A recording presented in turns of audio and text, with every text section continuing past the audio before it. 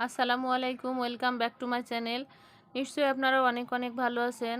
আজ আমি আপনাদের তৈরি করে দেখাবো কিভাবে খুব সহজেই ডিমের টোস্ট তৈরি করতে হয়।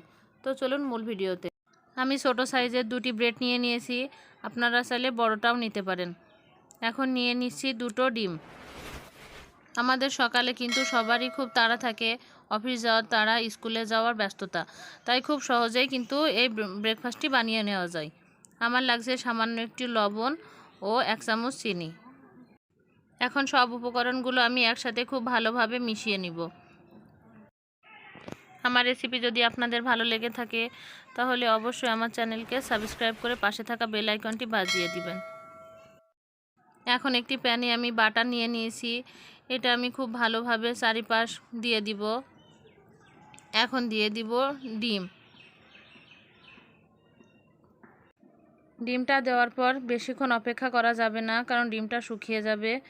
দিয়ে দিচ্ছি ব্রেডটা। ডিমটা শুকিয়ে গেলে কিন্তু উঠে যাবে, তাই আমি ডিম দেওয়ার সাথে সাথে ব্রেডটা দিয়ে উল্টিয়ে দিচ্ছি, যাতে আমার ব্রেডের এপাশ ওপাশ দুপাশেই খুব ভালোভাবে লেগে যায়।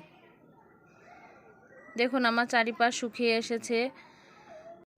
জোরে হিট দিলে হবে না, এটি বানানোর সময় মিডিয়াম হিট দিতে হবে, যাতে করে আমার নিচটা পুড়ে না যায়।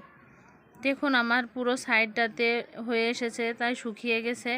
এখন আমি এটা উল্টিয়ে দিব। এবার আমি চারপাশের ডিমগুলা একটি ভাঁজ করে নিব।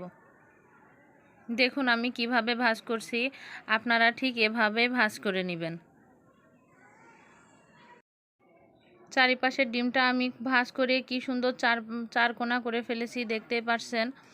এবার আমি দিয়ে দিব টমেটো সস।